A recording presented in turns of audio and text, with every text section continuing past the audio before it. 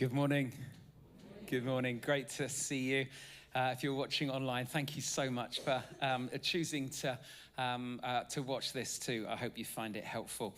Let me just set the scene. When Martin Luther King Jr.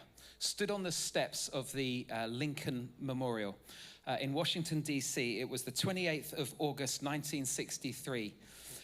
His words they rang out with hope that kind of transcended the moment.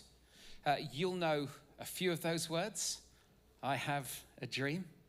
And as part of what was a very long speech, he said, I have a dream that my 4 children will one day live in a nation where they will not be judged by the color of their skin, but by the content of their character. I have a dream. And his speech wasn't just a call for civil rights. It was like this battle cry for change, for justice, and for hope. 250,000 people at that time there. He illustrates something that we all know, that words matter. That words can change the course of history, and sometimes a phrase can change the trajectory of change, of justice, and an entire movement. This Easter series, we've been focusing on some words of hope. They're all taken from the Easter story. And today we come to the penultimate part of our journey, examining 4 words that forever altered the course of history. And these are not just words from the past. These are words for us today, words that still carry weight, that still should guide our lives if we would say that we're followers of Jesus. And if you're here today and perhaps you wouldn't call yourself that, you would just say, no, I've just come to church, thanks. First of all, we love it that you're here. And obviously there must be something inside of you that thinks, I'd just like to explore a little bit more. And I hope that you find today helpful, because I hope that you will find yourself or see yourself in a way that will help you to discover some more. So what is it that Jesus said, those 4 words that actually changed the course of history? Well, it was after his resurrection. Jesus had appeared to a person, to a group of people. He'd even appeared to a crowd of people to show that the resurrection wasn't just made up. It wasn't a myth or theory. This was reality. This was truth. Jesus was alive. And the world changed in that instant because death had been defeated, but the world needed to get to hear the good news. Really did. And that's where we pick up in the story that Matthew writes. Now, Matthew was one of Jesus' followers, and so he was writing from a position of being there at the time and then writing down what he heard and what he saw. So in a sense, these words have been proven to be true because of him being present and others affirming it. This is what he writes. He says, then the 11 disciples left for Galilee, going to the mountain where Jesus told them to go. And when he saw them, they worshipped him, but some of them doubted. Now, just pause here very quickly. Jesus had 12 disciples, so why did only 11 go? Well, it's because Judas, the one who had betrayed Jesus, was so overwhelmed with remorse that by this stage he had taken his own life. So there were only 11 of the 12 disciples who went up to the mountain as Jesus had said. And I just love the honesty when Matthew is writing this. You know, it's really easy to gloss something up or make it look better than it is. Matthew was just saying what was going on. And he said there were some of the disciples who worshiped Jesus. It was just like, amazing. And others who were still doubting, thinking, what is going on? And I just think that's so real, isn't it? You know, it's not always easy to believe when you can't fully explain something. But here's what I want you to see, that Jesus didn't just show up and give them a pat on the back and said, off you go. He didn't say, well, I've risen from the dead and now, guys, you're on your own. No, he gives them a mission. He gives them a purpose. He gave them something to do. This is what he goes on to say. And Jesus came and told his disciples, I have been given all authority in heaven and on earth. And because of that, I have the authority. Therefore, go and make disciples of all nations, baptizing them in the name of the Father, the Son, and of the Holy Spirit. And teach these new disciples to obey all the commands I've given you. And be sure of this, I am with you always, even to the end of the age. 4 words that I want to pick up just from that short reading. 4 words: go and make disciples. Those words have changed our world. This is what Jesus had commanded. He'd commissioned his disciples to do. He wasn't calling them just to believe in him. No, he wasn't even calling them just to be nice people. I mean, anyone can be a nice person. Well, most people can. He was calling them to something so much bigger. He was giving them a mission that was bigger than themselves. And he was saying, boys, I have an adventure for you. I want you to go and take everything you've seen and heard, and I want you to pass that on, to tell people the good news. I want you to go and make more disciples. And the extraordinary thing is they did. They did. In fact, it is both ridiculous and incredible to think about how it all started. That Jesus gave these 11 guys the task of changing the world. Off you go, boys. That's what he was told to do. 11 men, most of them would probably be in their 20s. One or two of them might even have been late teens. They'd been with Jesus for all of 3 years. 3 years, that's all they'd had, the time with Jesus. And Jesus delegates the rest of the spreading of the news of Jesus to these 11 guys. Absolutely extraordinary.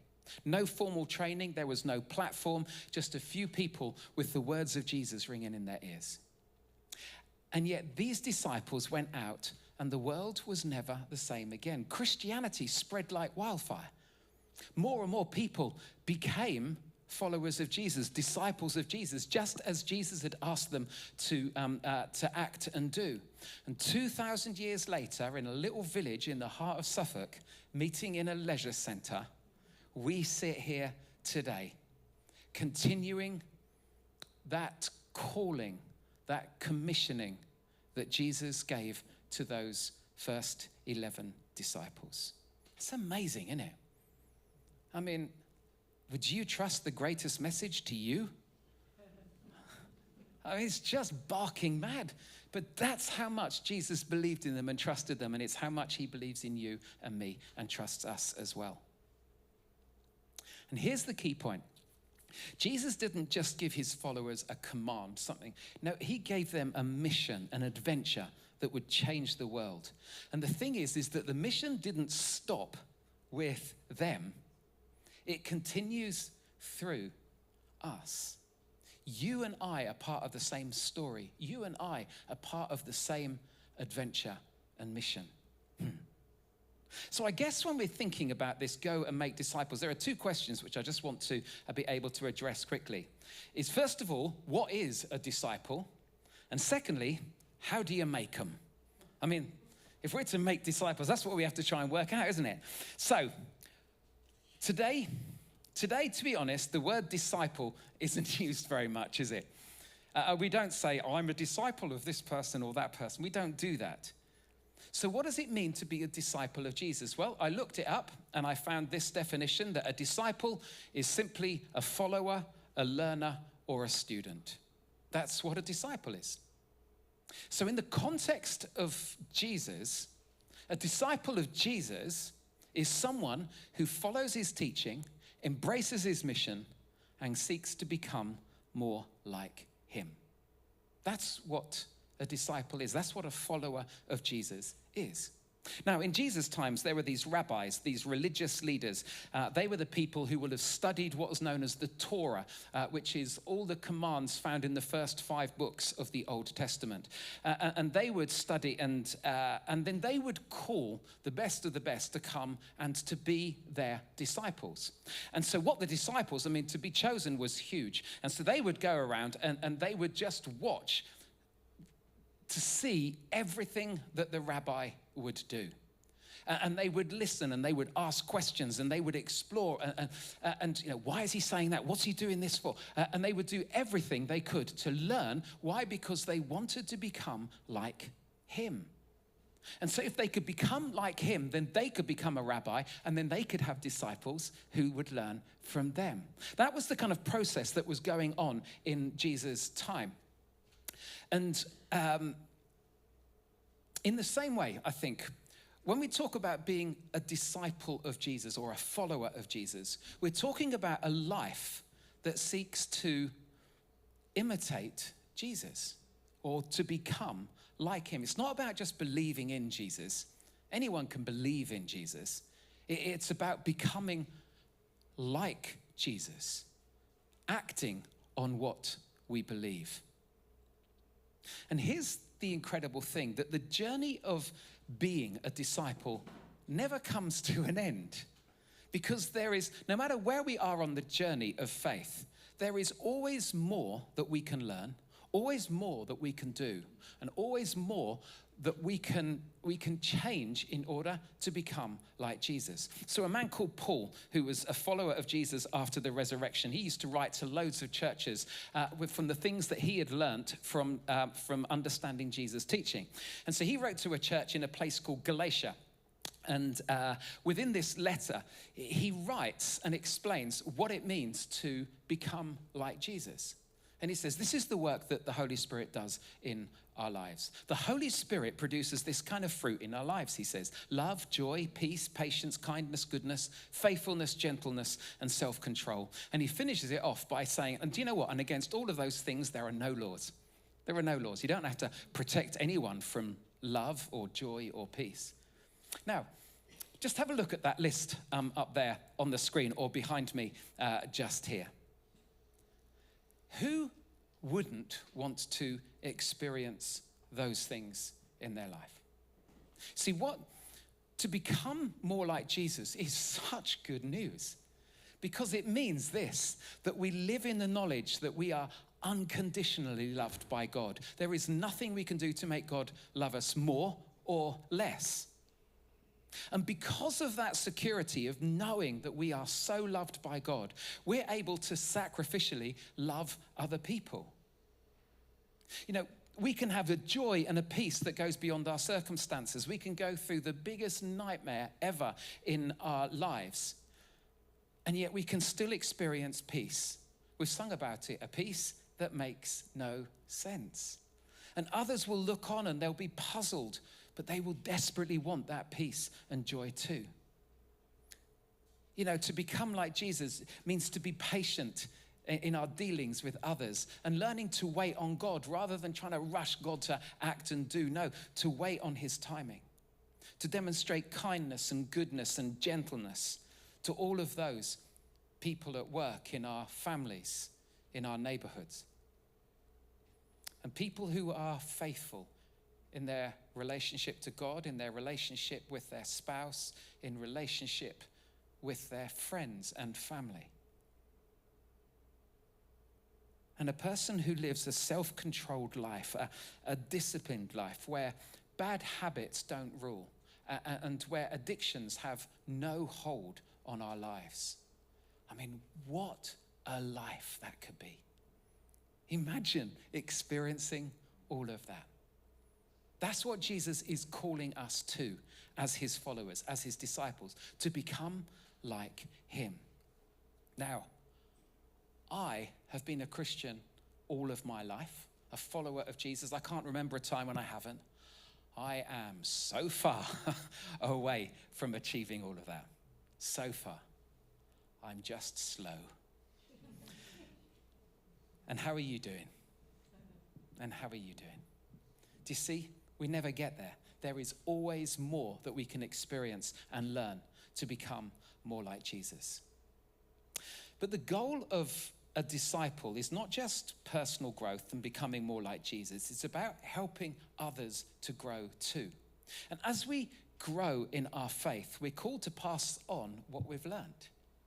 And we're called to help others take their next steps in their journey with Jesus. So what I want to do, just to finish off, I just want to finish off on answering the second question. So we know that a disciple is a learner, it's a pupil or a student, a follower, and a follower of Jesus, if that's who we choose to be a disciple of. But how do you make disciples? Jesus seemed to be, well, he didn't explain it. So we have to work out, what does it mean to make disciples? I think that it's an individual response, but it's also a church community responsibility too.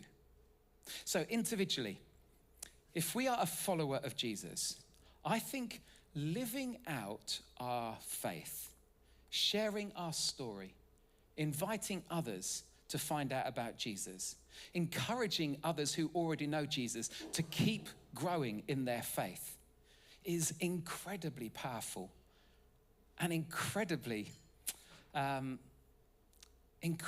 inspirational. You know, build friendships that create opportunities to help people take a step towards Jesus. If you choose to do that, you will never be bored. You will never be bored. You'll never be bored of being a follower of Jesus. Because when we get chance to see life change happening in the people around us, I tell you, there is nothing better. Where people discover God's love, his forgiveness, his purpose, as their mindset shifts towards trusting God rather than worrying about everything. When you see glimpses of that in other people, I tell you, it is so exciting. So exciting. Sarah, my wife, is brilliant at this. She does Bible plans with people. She encourages her friends. She runs a small group. In fact, she runs several small groups. And she helps people take a next step towards Jesus. And I've seen evidence of people taking huge steps forward. They send her messages, and every now and again, she passes me the phone and says, look what they've just said. And the joy for Sarah in seeing someone else take a step towards Jesus is so great. You and I, we won't have to do it in the same way as Sarah, but you and I, we can experience that joy of being part of life change in somebody else's life. So let me ask you, who could you be praying for and asking God for opportunities to either share your story, maybe it's to make an invite to church or to watch something online. Maybe it's a song that the band have played, which we have a recording of on YouTube, and you can just say, the band played, just take a listen to this. And these are all little steps to be drawing people closer to Jesus. So I think we have an individual responsibility. I don't think we can duck that. But as a church, we have a responsibility too, because our primary calling is to help people become followers of Jesus. Our mission as a church is to help people. Well, you sound inspired, don't you? Good morning, Mr. I tell you, that's what it sounded like. Oh, I'm so filled with joy. Right, okay.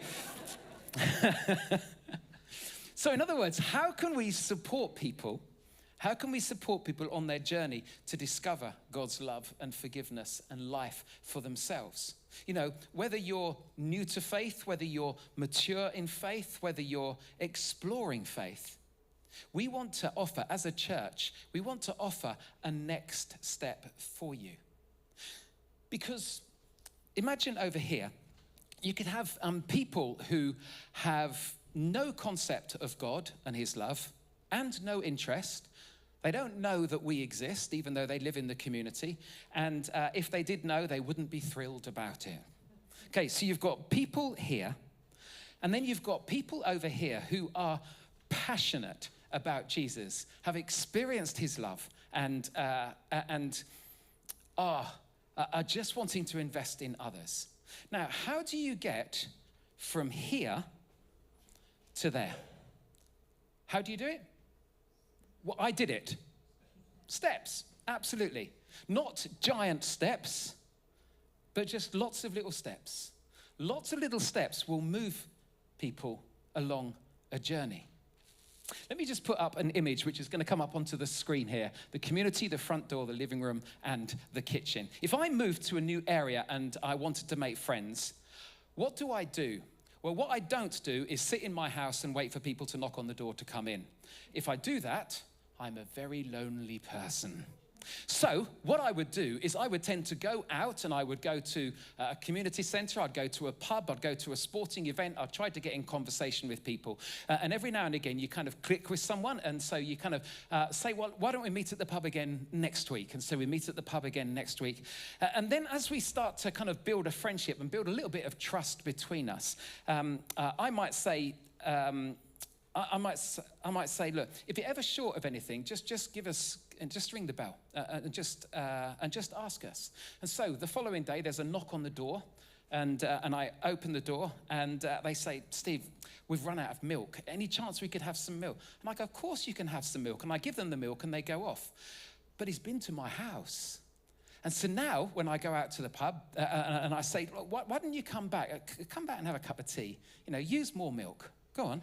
And so he comes in. So he comes to the door, and I open the door, and we go in. And so what do? I don't leave him at the door this time and say, you can have your cup of tea there. No, I don't. What I do is I say, come on in, and I take him into the living room, and I sit him down. Then I nip into the kitchen, I check I've got some milk, and then make a cup of tea and come through. And hopefully Sarah's there, and she'll be talking already, and away we go. Now, if we do that often enough, do you know what will happen? My new friend, who won't be quite so new now, will very happily come knock on the door. If no one answers, he'll just check. If the door is open, he can go in, he'll stick the kettle on, he'll make a cup of tea. And why? Because now the relationship has moved on, so it's almost like he or she is family.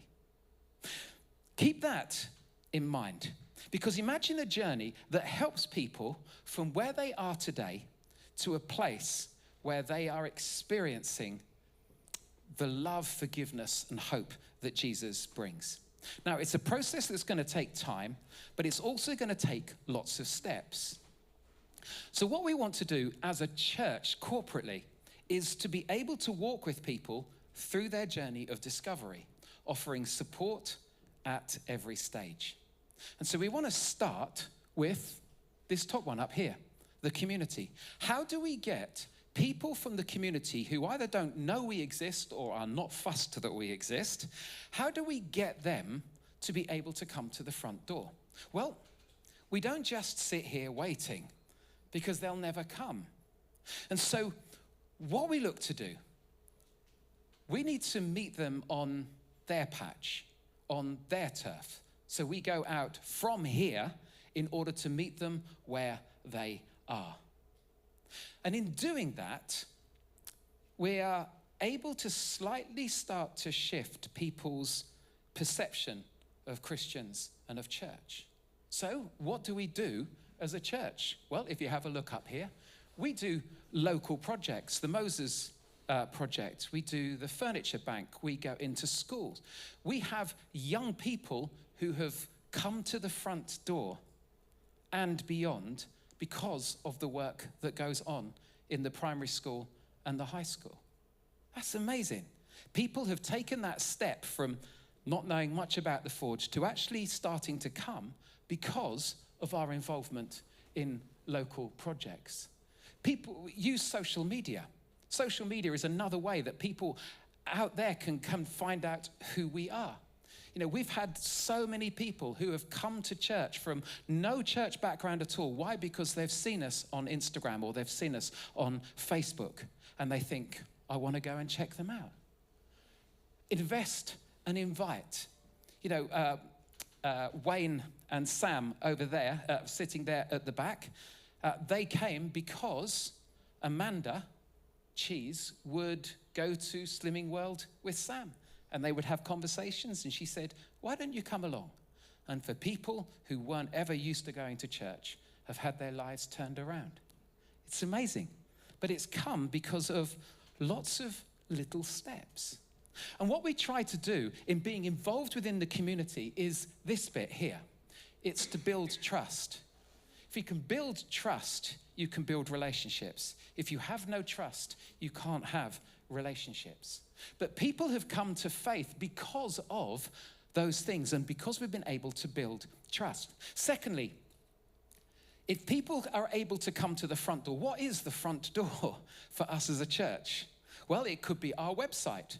Our website could be the front door, the first thing that people really encounter with us. It could be a Sunday service. It could be an Alpha course. It could be a community event. I tell you, it is such a big step to move from there to here. It takes a heck of a lot of courage, which is why the back seats nearly always need to be left clear. Because people's first time, they want to be close to the door and at the back, thank you very much, just in case they need to escape quickly. And I get that. But the goal now, if we want to be moving people from the front door into the living room, we need to be a guide. We need to walk with people. We need to help people to be able to start to experience the living room. Now, let me explain the living room. Because once people have stepped through the door, they want to feel truly welcomed. And in fact, what people really want is to belong. And we often say here that we are so happy that people can belong before they believe. Because if you've noticed so far, there's no set time that anyone would become a Christian. It can happen at any point. Sometimes it takes ages. Sometimes it might never happen. But there's not a point where we have to do this. The living room, where people really feel that they can belong, is when we have groups and when they get involved in serving. It's when the language changes from, I like your church, I think your church is really good, to, I love my church. Because all of a sudden, there is ownership there. So what we want to be able to do here, in order to be able to move people towards the kitchen, which is where people really are fully invested and fully involved, we want to cultivate community because people need to belong. The final one, the kitchen. This is the place of the deepest connection, where people will take ownership of their faith and become part of the church's mission. It's where leadership is developed, where I don't just belong. I want to be able to make a bigger difference. So I want to become a small group leader. I want to be able to lead one of the initiatives that are happening within the community. I want to lead a serving team. It might be, I want to go abroad. I want to have a chance to experience Guatemala or Zambia or Croatia, or maybe something different. But it's also about discipling or mentoring others, about saying, why don't we get together? Let me support you. Let me help you. And what we want to be able to do with this one is to develop depth, where there is a real strong sense of faith, so that when the tough times come, it's not, oh God, I'm going to give up on you now. This is, oh God, you're still good. I'm going to trust in you. I'm going to trust in you. And across all of these are these catalysts for change. So we build real relationships where we can hold each other to account, and we can motivate and encourage one another on in our faith. Groups is such a good place to be able to do that. Mentoring is such a good place to do that. Alpha is such a good place to do that. New mindsets where we start to think differently. We start to think as Jesus thinks. Better decisions, or better habits, should I say? Better habits where we're choosing to do something good that will lead towards growth and a closer walk with God and a better chance to share our faith with others. And finally, brave moves. Do you know what? It takes a really brave move to move from the community in coming to a church event for the first time. Such a brave move. It's so easy to forget that. It is massive. It is a brave move to sign up to do an Alpha course. It's a brave move to join a group with people that you don't know. It's a brave move to serve. It's a brave move to say, I'll do some leadership. But all of those things, all of those brave moves start to build a greater faith in us, and it makes a difference in making disciples. So just have a look. Where are you on this journey? Where are you? And what could your next step be? Because we're to be disciples.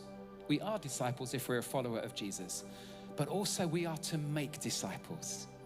And so where are we, and who can we encourage to take a step on in their journey of discovering Jesus? Go make disciples. They are words of hope. Jesus so believes in you and me. He does. He trusts us with this mission. So we ought to get on with the adventure of doing it, don't we? So if we live with the mindset that God has called us to make disciples, we seize every opportunity to invest in others. And one step at a time, we can help people find and follow Jesus. It's the best life. We can experience it.